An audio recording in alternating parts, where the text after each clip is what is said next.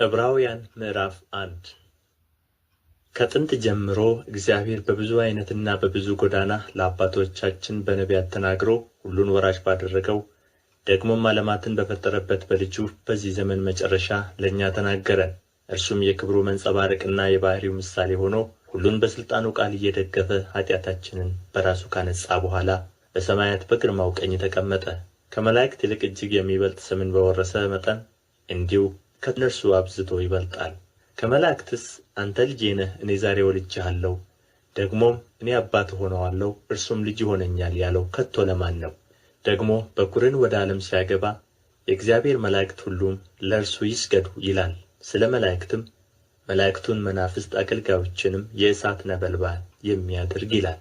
ስለ ልጁ ግን አምላክ ሆይ ዙፋንህ እስከ ዘላለም ድረስ ይኖራል። የመንግሥትህ በትር የቅንነት በትር ነው። ጽድቅን ወደድህ፣ ዓመፃንም ጠላህ። ስለዚህ እግዚአብሔር አምላክህ ከጓደኞችህ ይልቅ በደስታ ዘይት ቀባህ ይላል። ደግሞ ጌታ ሆይ አንተ ከጥንት ምድርን መሠረትህ፣ ሰማዮችም የእጆችህ ሥራ ናቸው። እነርሱም ይጠፋሉ፣ አንተ ግን ጸንተህ ትኖራለህ። ሁሉም እንደ ልብስ ያረጃሉ፣ እንደ መጎናጸፊያም ትጠቀልላቸዋለህ፣ ይለወጡማል። አንተ ግን አንተ ነህ፣ ዓመቶችም ከቶ አያልቁም ይላል። ነገር ግን ከመላእክት ጠላቶችህን የእግርህ መረገጫ እስካደርግልህ ድረስ በቀኝህ ተቀመጥ ከቶ ለማን ብሎአል? ሁሉ መዳንን ይወርሱ ዘንድ ስላላቸው ለማገዝ የሚላኩ የሚያገለግሉን መናፍስት አይደሉምን? ዕብራውያን ምዕራፍ 2 ስለዚህ ከሰማነው ነገር ምናልባት እንዳንወሰድ ለእርሱ አብልጠን ልንጠነቀቅ ያስፈልገናል። በመላእክት የተነገረው ቃል ጽኑ ከሆነ መተላለፍና ለመታዘዝም ሁሉ የጽድቅን ብድራት ከተቀበለ እኛስ እንዲህ ያለውን ታላቅ መዳን ቸል ብንለው እንዴት እናመልጣለን? ይህ በጌታ በመጀመሪያ የተነገረ ነበርና የሰሙትም ለእኛ አጸኑት። እግዚአብሔርም እርሱ ራሱ እንደ ፈቀደ በምልክትና በድንቅ ነገር በልዩ ልዩ ተአምራትም መንፈስ ቅዱስንም በማደል አብሮ መሰከረለት። ስለ እርሱ የምንናገርበት የሚመጣውን ዓለም ለመላእክት ያስገዛው አይደለምና፣ ነገር ግን አንዱ በአንድ ስፍራ ታስበው ዘንድ ሰው ምንድን ነው? ወይስ ትጎበኘው ዘንድ የሰው ልጅ ምንድን ነው? ከመላእክት ይልቅ በጥቂት አሳነስኸው፣ የክብርና የምስጋና ዘውድ ጫንህለት፣ በእጆችም ሥራ ላይ ሾምኸው፣ ሁሉን ከእግሮቹ በታች አስገዛህለት ብሎ መሰከረ። ሁሉን ከእርሱ በታች ባስገዛ ጊዜ ያልተገዛለት ምንም አልተወምና፣ አሁን ግን ሁሉ እንደ ተገዛለት ገና አናይም። ነገር ግን በእግዚአብሔር ጸጋ ስለ ሰው ሁሉ ሞትን ይቀምስ ዘንድ ከመላእክት ይልቅ በጥቂት አንሶ የነበረውን ኢየሱስን ከሞት መከራ የተነሣ የክብርና የምስጋና ዘውድ ተጭኖ እናየዋለን። ብዙ ልጆችን ወደ ክብር ሲያመጣ የመዳናቸውን ራስ በመከራ ይፈጽም ዘንድ ከእርሱ የተነሣ ሁሉ በእርሱም ሁሉ ለሆነ ለእርሱ ተገብቶታልና።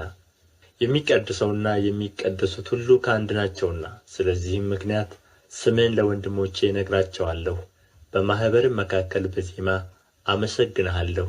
ደግሞም እኔ በእርሱ እታመናለሁ። ደግሞም እነሆኝ እኔን እግዚአብሔር የሰጠኝንም ልጆች ሲል ወንድሞች ብሎ ሊጠራቸው አያፍርም።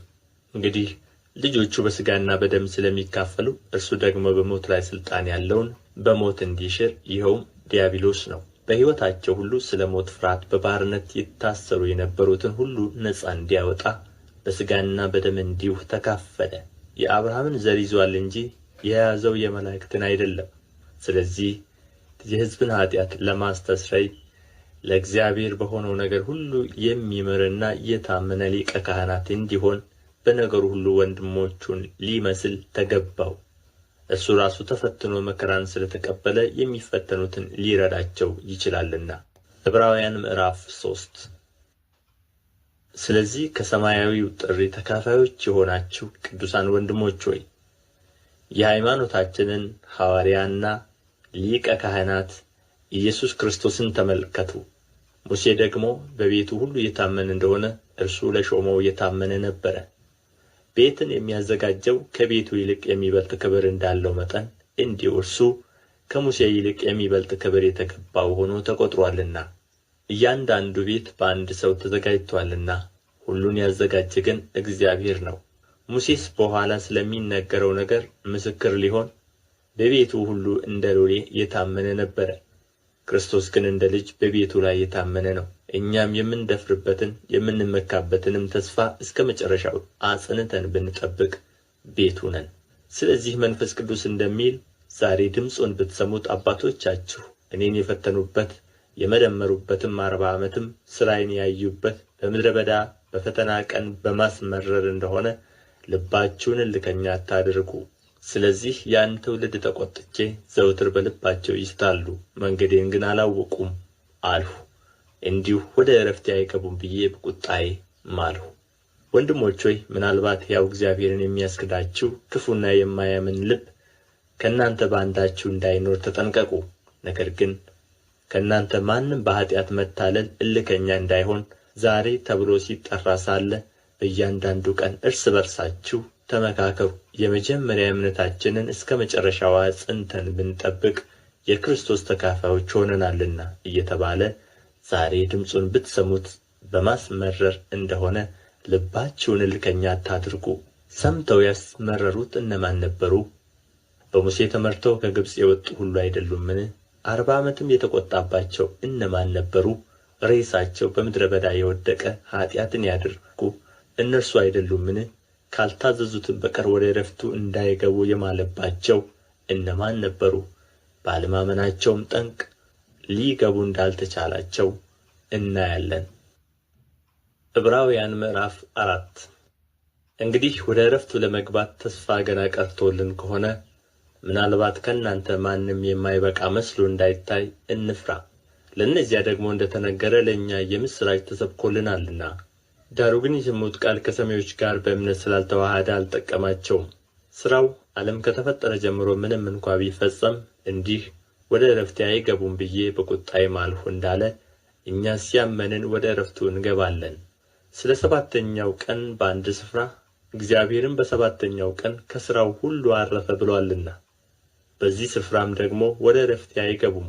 እንግዲህ አንዳንዶች በዚያ እንዲገቡ ስለ ቀሩ ቀድሞም የምሥራች የተሰበከላቸው ባለመታዘዝ ጠንቅ ስላልገቡ ዛሬ ድምፁን ብትሰሙት ልባችሁን እልከኛ አታድርጉ በፊት እንደ ተባለ ይህን ከሚያህል ዘመን በኋላ በዳዊት ሲናገር ዛሬ ብሎ አንድ ቀን እንደገና ይቀጥራል።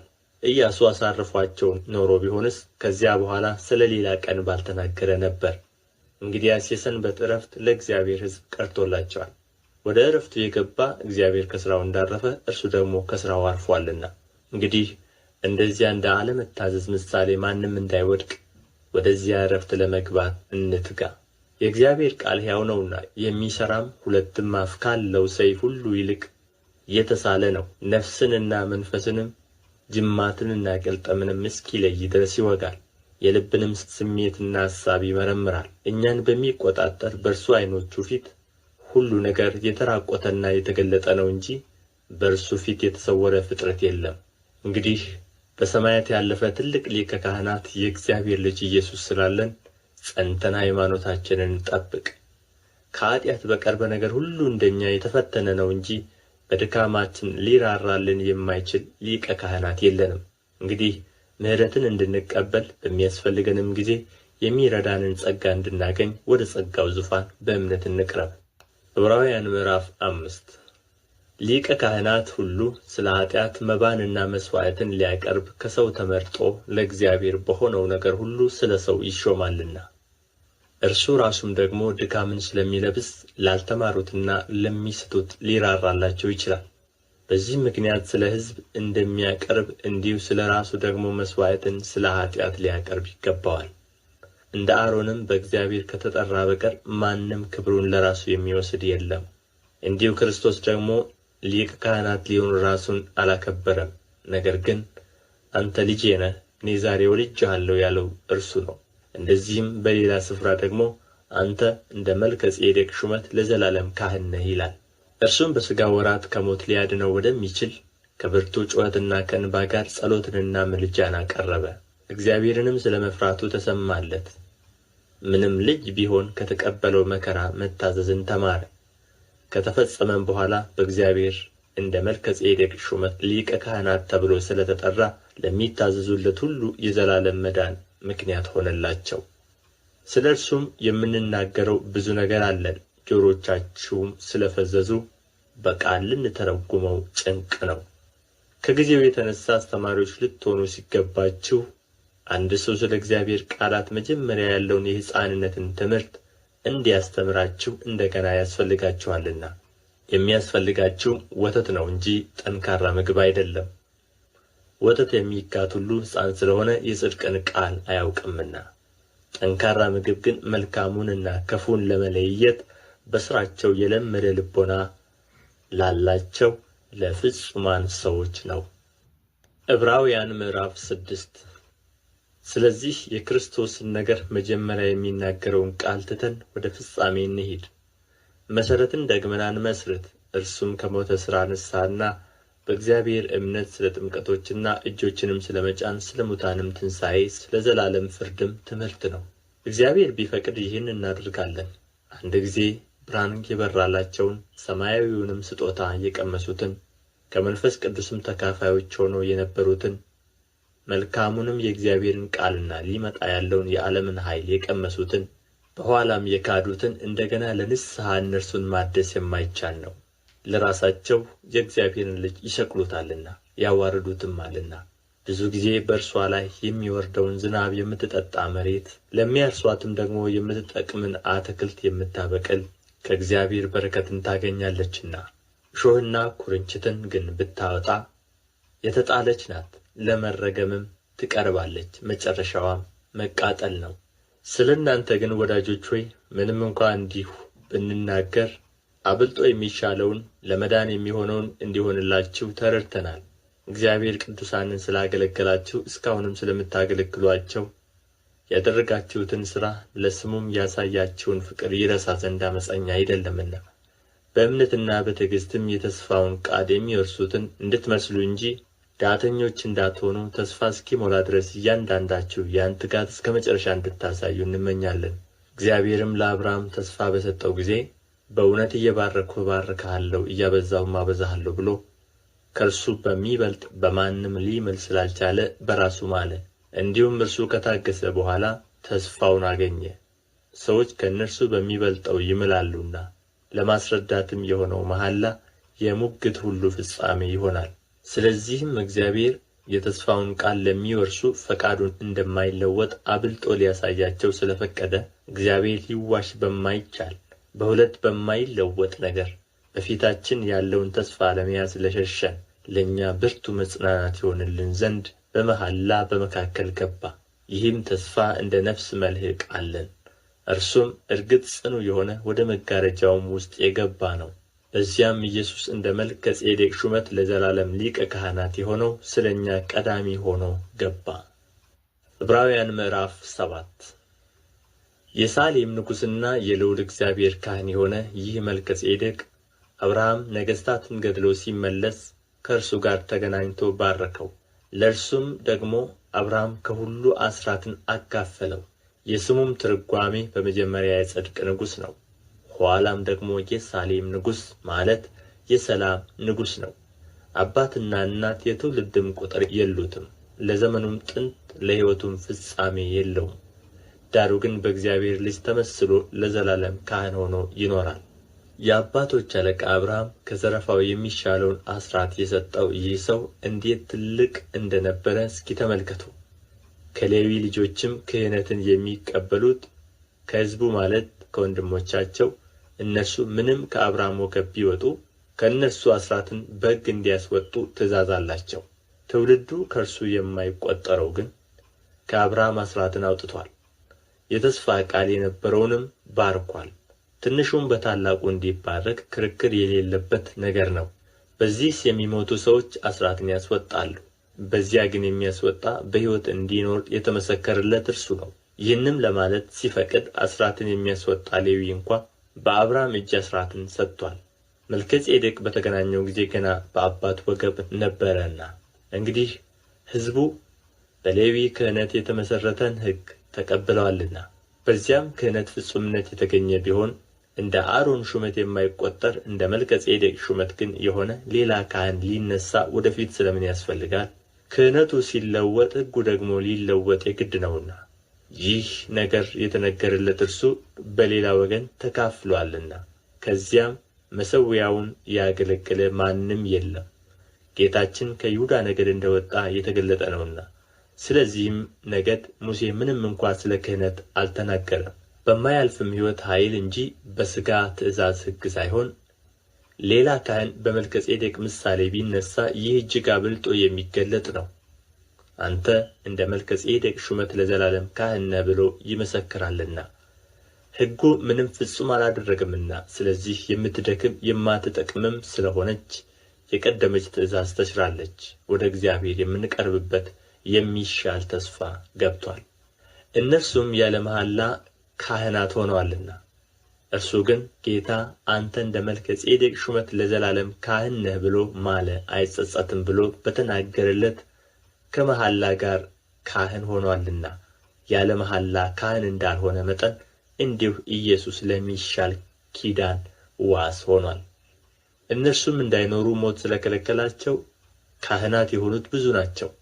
እርሱ ግን ለዘላለም የሚኖር ስለ ሆነ የማይለወጥ ክህነት አለው፣ ስለ እነርሱም ሊያማልድ ዘወትር በሕይወት ይኖራልና። ስለዚህ ደግሞ በእርሱ ወደ እግዚአብሔር የሚመጡትን ፈጽሞ ሊያድናቸው ይችላል። ቅዱስና ያለ ተንኰል ነውርም የሌለበት ከኃጢአተኞችም የተለየ ከሰማያትም ከፍ ከፍ ያለ እንደዚህ ያለ ሊቀ ካህናት ይገባናል።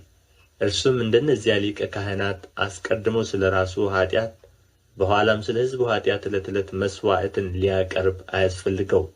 ራሱን ባቀረበ ጊዜ ይህ አንድ ጊዜ ፈጽሞ አድርጓልና። ሕጉ ድካም ያላቸውን ሰዎች ሊቀ ካህናት አድርጎ ይሾማልና። ከሕግ በኋላ የመጣው የመሐላው ቃል ግን ለዘላለም ፍጹም የሆነውን ልጅ ይሾማል። ዕብራውያን ምዕራፍ 8 ከተናገርነው ዋና ነገሩ ይህ ነው። በሰማያት በግርማው ዙፋን ቀኝ የተቀመጠ እንዲህ ያለ ሊቀ ካህናት አለን። እርሱም የመቅደስና የእውነተኛይቱ ድንኳን አገልጋይ ነው። እርሷም በሰው ሳይሆን በጌታ የተተከለች ናት። ሊቀ ካህናት ሁሉ መባንና መሥዋዕትን ሊያቀርብ ይሾማልና፣ ስለዚህም ለዚህ ደግሞ የሚያቀርበው አንዳች ሊኖረው የግድ ነው። እንግዲህ በምድር ቢኖርስ እንደ ሕግ መባን የሚያቀርቡት ስላሉ ካህን እንኳ ባልሆነም እነርሱ ሙሴ ድንኳኒቱን ሊሠራ ሳለ እንደ ተረዳ ለሰማያዊው ነገር ምሳሌና ጥላ የሚሆነውን ያገለግላሉ። በተራራው እንደ ተገለጠልህ ምሳሌ ሁሉን ታደርግ ዘንድ ተጠንቀቅ ብሎት ነበርና፣ አሁን ግን በሚሻል ተስፋ ቃል በተመሠረተ በሚሻል ኪዳን ደግሞ መካከለኛ እንደሚሆን በዚያ ልክ እጅግ የሚሻል አገልግሎት አግኝቶአል። ፊተኛው ኪዳን ነቀፋ ባይኖረው ለሁለተኛው ስፍራ ባልተፈለገም ነበር፣ እነርሱን እየነቀፈ ይላቸዋልና። እነሆ ከእስራኤል ቤትና ከይሁዳ ቤት ጋር አዲስ ኪዳን የምገባበት ወራት ይመጣል ይላል ጌታ። ከግብፅ አገር አወጣቸው ዘንድ እጃቸውን በያዝሁበት ቀን ከአባቶቻቸው ጋር እንደ ገባሁት ኪዳን አይደለም፣ እነርሱ በኪዳኔ አልጸኑምና እኔም ቸል አልኋቸው ይላል ጌታ። ከዚያ ወራት በኋላ ከእስራኤል ቤት ጋር የምገባው ቃል ኪዳን ይህ ነውና ይላል ጌታ፣ ሕጌን በልቡናቸው አኖራለሁ፣ በልባቸውም እጽፈዋለሁ። እኔም አምላክ እሆንላቸዋለሁ፣ እነርሱም ሕዝብ ይሆኑልኛል። እያንዳንዱም ጎረቤቱን እያንዳንዱም ወንድሙን ጌታን እወቅ ብሎ አያስተምርም። ከታናሹ ጀምሮ እስከ ታላቁ ድረስ ሁሉ ያውቁኛልና።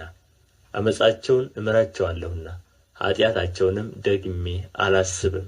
አዲስ በማለቱ ፊተኛውን አስረጅቶአል፣ አሮጌና ውራጅ የሆነውስ ሊጠፋ ቀርቦአል።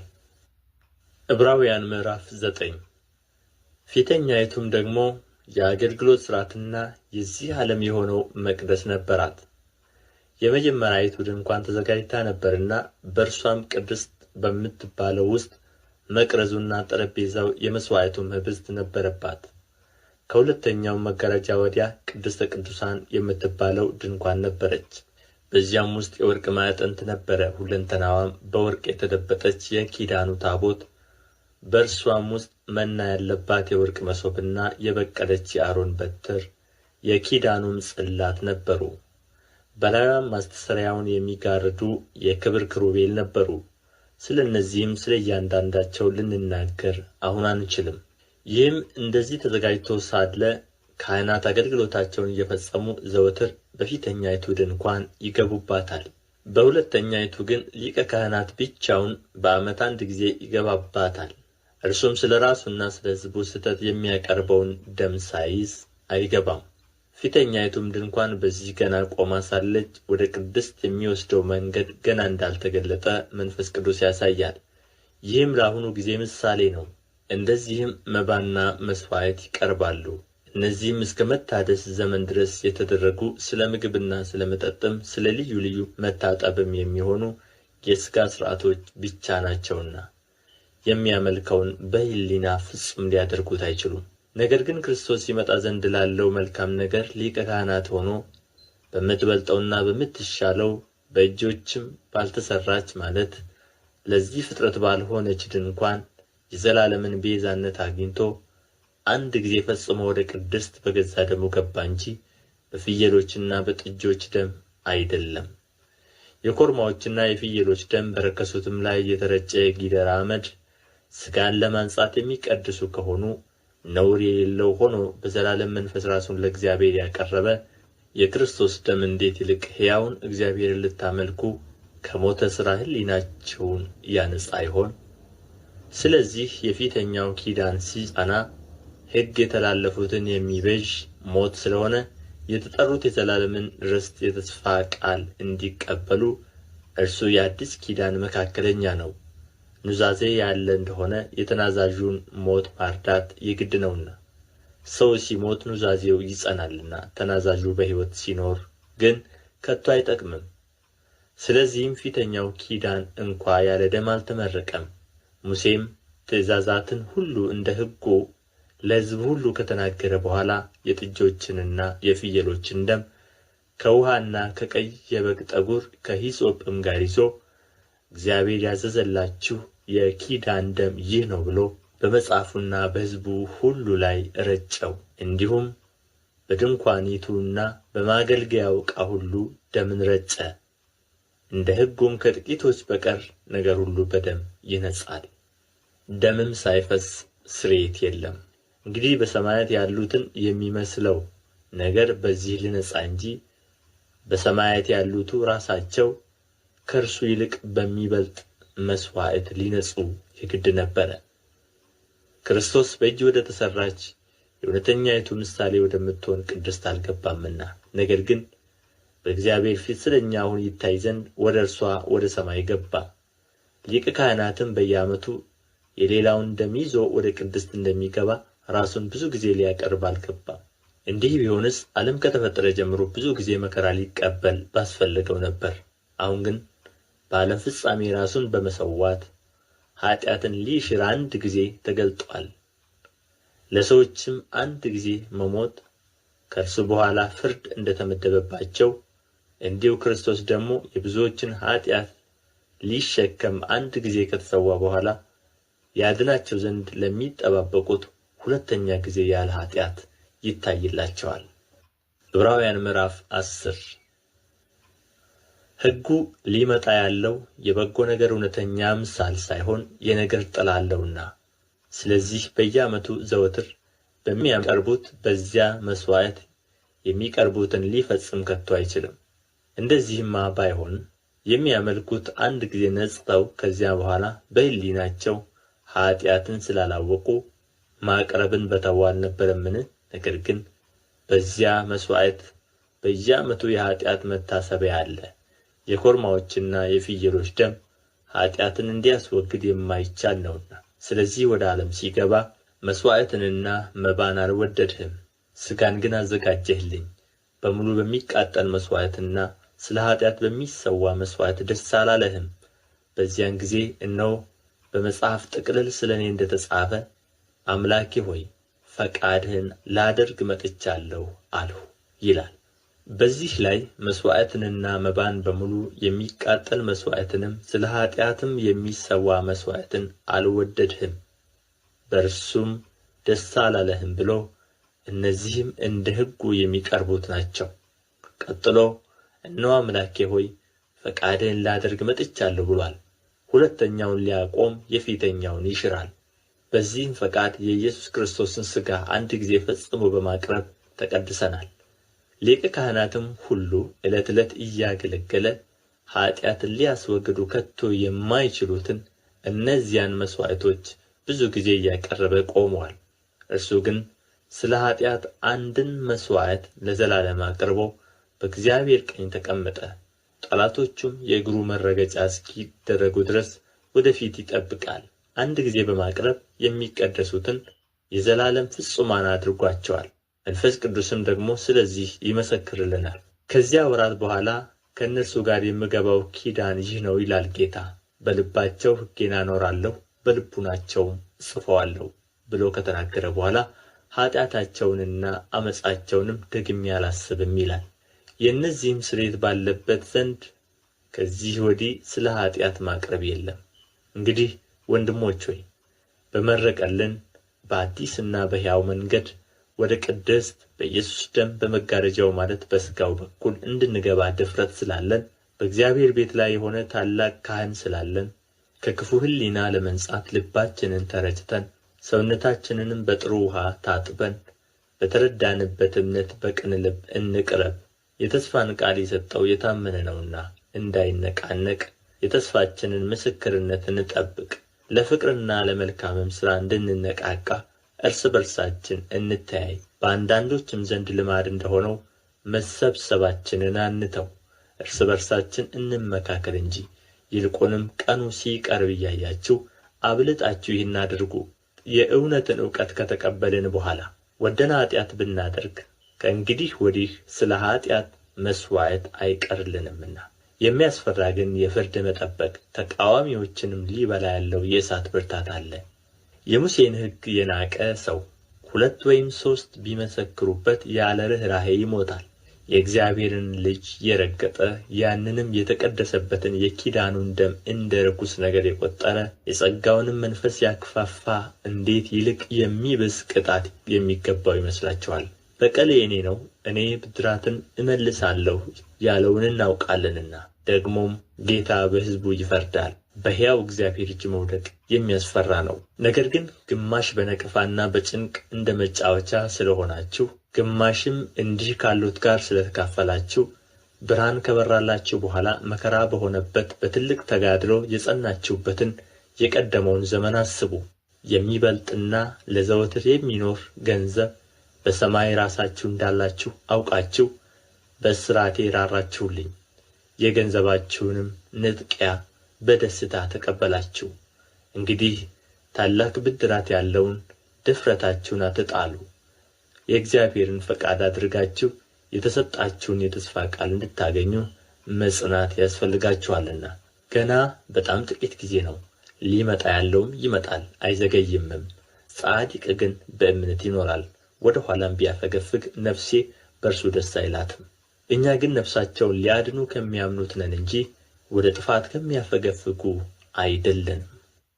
ዕብራውያን ምዕራፍ 11 እምነት ተስፋ ስለምናደርገው ነገር የሚያስረግጥ የማናየውንም ነገር የሚያስረዳ ነው። ለሽማግሌዎች የተመሰከረላቸው በዚህ ነውና።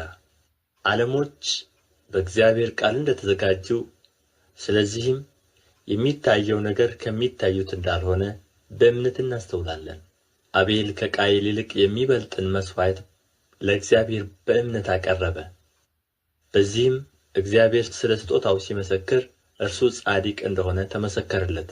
ሞቶም ሳለ በመሥዋዕቱ እስካሁን ይናገራል። ሄኖክ ሞትን እንዳያይ በእምነት ተወሰደ፣ እግዚአብሔር ስለ ወሰደው አልተገኘም። ሳይወሰድ እግዚአብሔርን ደስ እንዳሰኘ ተመስክሮለታልና። ያለ እምነትም ደስ ማሰኘት አይቻልም። ወደ እግዚአብሔር የሚደርስ እግዚአብሔር እንዳለ ለሚፈልጉትም ዋጋ እንዲሰጥ ያምን ዘንድ ያስፈልገዋልና። ኖኅ ገና ስለማይታየው ነገር ተረድቶ እግዚአብሔርን እየፈራ ቤተሰዎቹን ለማዳን መርከብን በእምነት አዘጋጀ። በዚህም ዓለምን ኰነነ፣ በእምነት የሚገኘውን ጽድቅ ወራሽ ሆነ። አብርሃም የተባለው ርስት አድርጎ ሊቀበለው ወዳለው ስፍራ ለመውጣት በእምነት ታዘዘ። ወዴትም እንደሚሄድ ሳያውቅ ወጣ። ለእንግዶች እንደሚሆን በተስፋ ቃል በተሰጠው አገር በድንኳን ኖሮ ያን የተስፋ ቃል አብሮት ከሚወርሱ ከይስሐቅና ከያዕቆብ ጋር እንደ መጻተኛ በእምነት ተቀመጠ። መሠረት ያላትን እግዚአብሔር የሠራትን የፈጠራትን ከተማ ይጠብቅ ነበርና። ተስፋ የሰጠው የታመነ እንደሆነ ስለ ቈጠረች ሳራ ራሷ ደግሞ ዕድሜዋ እንኳ ካለፈ በኋላ ዘርን ለመፅነስ ኃይልን በእምነት አገኘች። ስለዚህ ደግሞ በብዛታቸው እንደ ሰማይ ኮከብ እንደማይቈጠርም በባሕር ዳር እንዳለ አሸዋ የነበሩት የሞተን ሰው እንኳ ከመሰለው ከአንዱ ተወለዱ። እነዚህ ሁሉ አምነው ሞቱ፣ የተሰጣቸውን የተስፋ ቃል አላገኙምና። ዳሩ ግን ከሩቅ ሆነው አዩትና ተሳለሙት። በምድሪቱም እንግዶችና መጻተኞች እንዲሆኑ ታመኑ።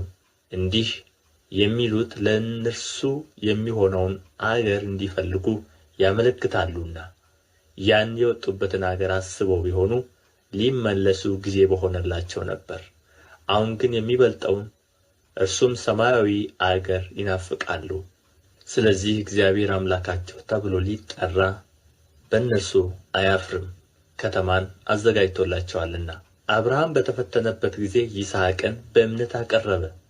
የተስፋን ቃል የተቀበለው በይስሐቅ ዘር ይጠራልሃል የተባለለት እርሱም አንድ ልጁን አቀረበ።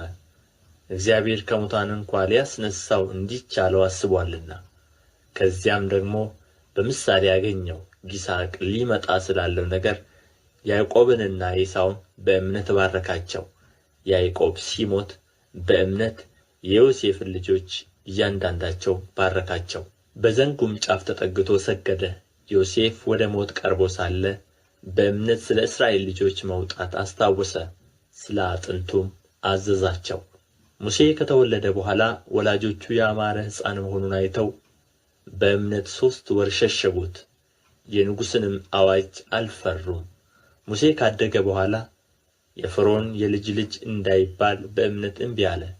ከግብፅ ብዙ ገንዘብ ይልቅ ስለ ክርስቶስ መነቀፍ እጅግ የሚበልጥ ባለጠግነት እንዲሆን አስቦአልና።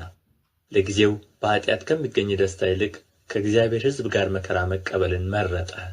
ብድራቱን ትኩር ብሎ ተመልክቶአልና የንጉሡን ቁጣ ሳይፈራ የግብፅን አገር የተወ በእምነት ነበር።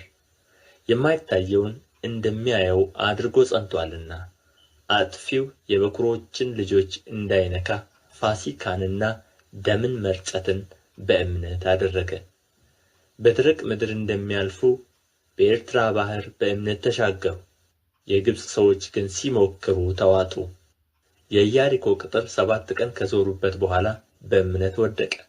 ጋለሞታይቱ ረዓብ ሰላዮችን በሰላም ስለ ተቀበለቻቸው ከማይታዘዙ ጋር በእምነት አልጠፋችም።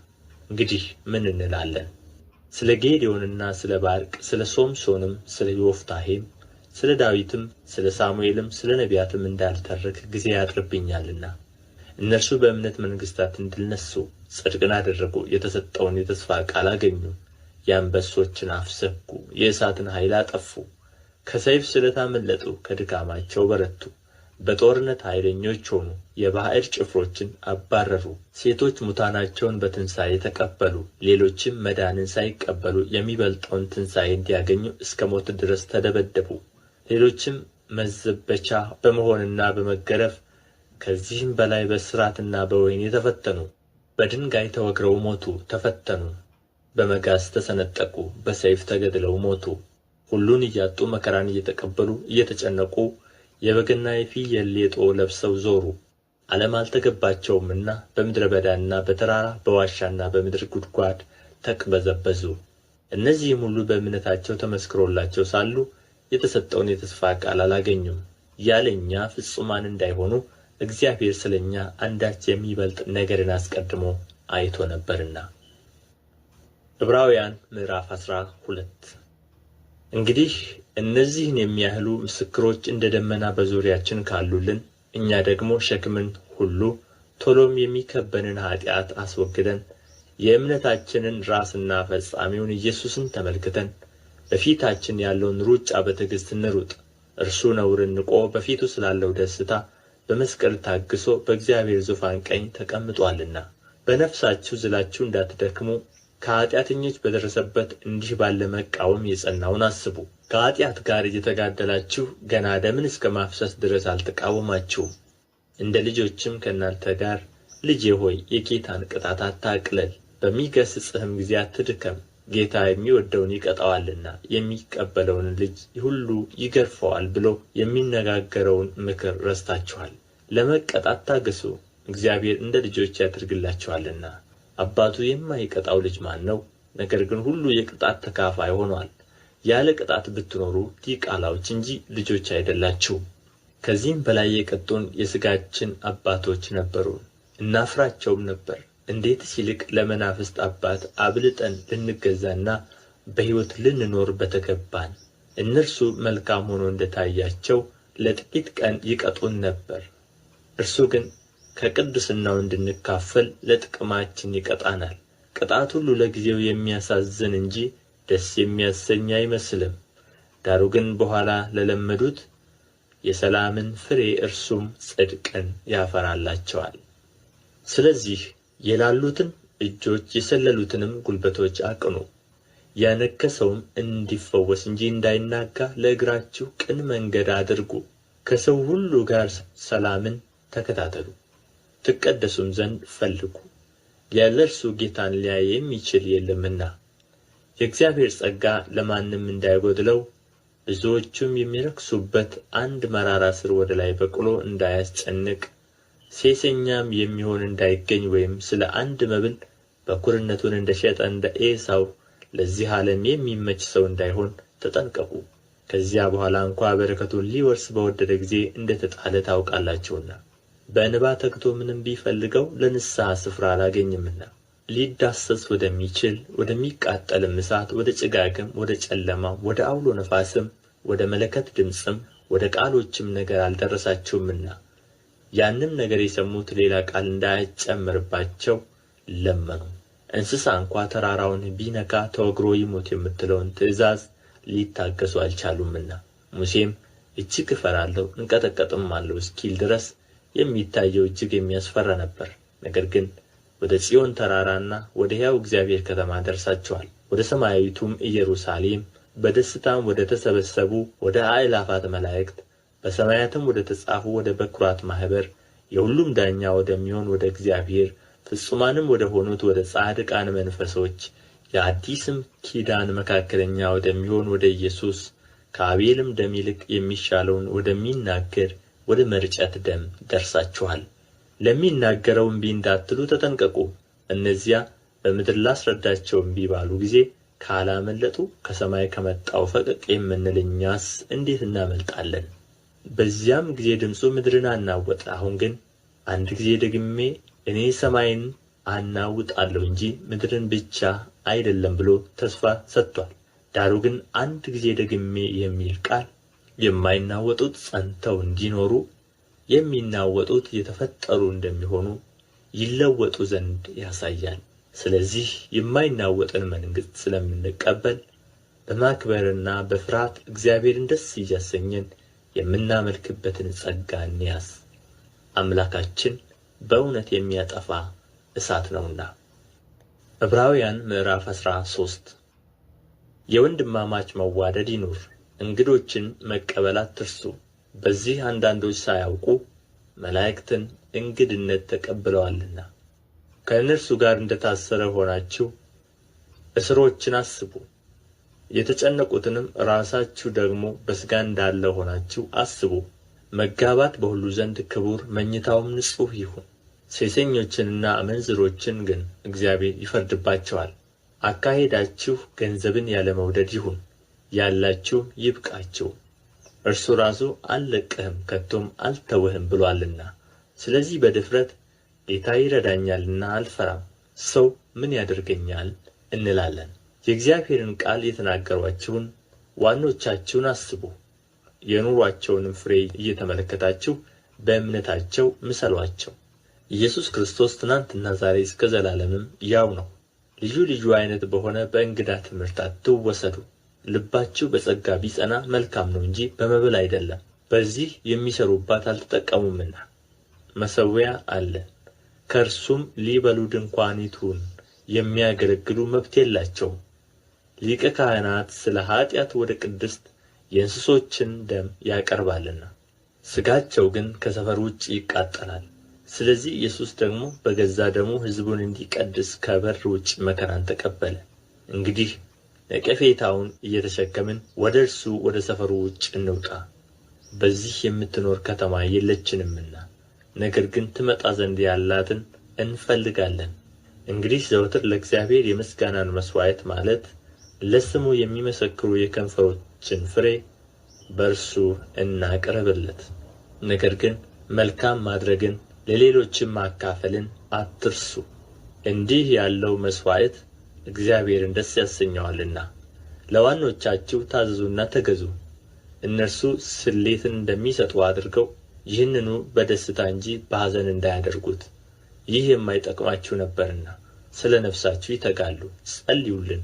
በነገር ሁሉ በመልካም እንድንኖር ወደን መልካም ሕሊና እንዳለን ተረድተናልና።